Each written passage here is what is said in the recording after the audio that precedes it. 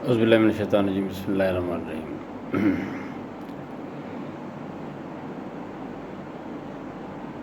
آج کے اس ولاگ میں کچھ انگلش کے پوائنٹس آپ کو سکھاؤں گا، اور وہ بہت ضروری ہیں، کافی نئے ہمارے دوستوں کو پتہ نہیں، اس لیے میں نے یہ کہا کہ کیوں نہ آغاز کیا جائے۔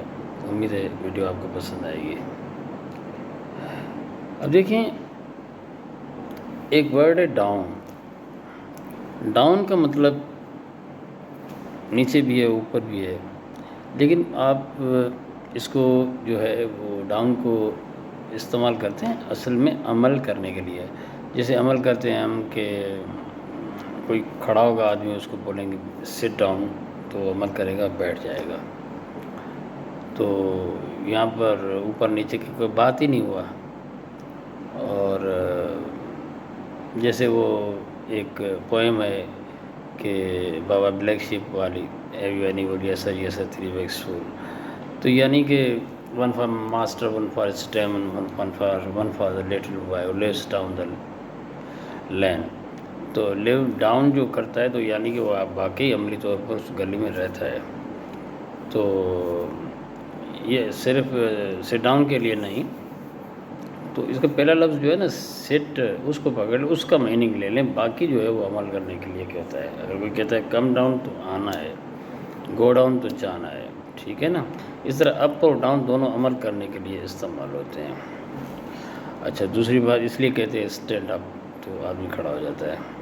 اچھا، دوسری بات یہ کہ ورڈ گیٹ، جی ای ٹی جو ہے گیٹ، اس کا مطلب ہے کہ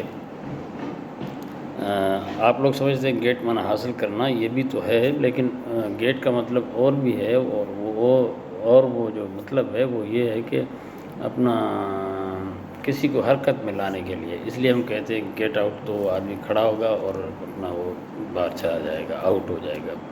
تو گیٹ کم، گیٹ گو، اس طرح بھی ہم اس کو استعمال کریں گے نا۔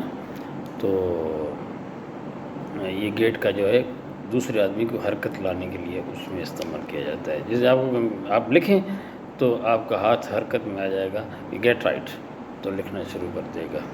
اچھا، دوسری بات میں آپ کو بتاؤں کہ اپنا لفظ واٹ کا مطلب جو ہے وہ اس میں استعمال ہوتا ہے کہ جب آپ جو ہے وہ یہ کہیں کہ واٹ جو ہے اس کے لیے استعمال کریں گے جس کا آپ کو معلوم نہ ہو، اس کا پوچھنے کے لیے واٹ کا استعمال کرتے ہیں۔ اب کچھ لوگ یہ سمجھتے ہیں کہ واٹ کا معنی کیا ہے، واٹ کا مطلب کیا تو اپنی جگہ پر ہے یا نہیں ہے۔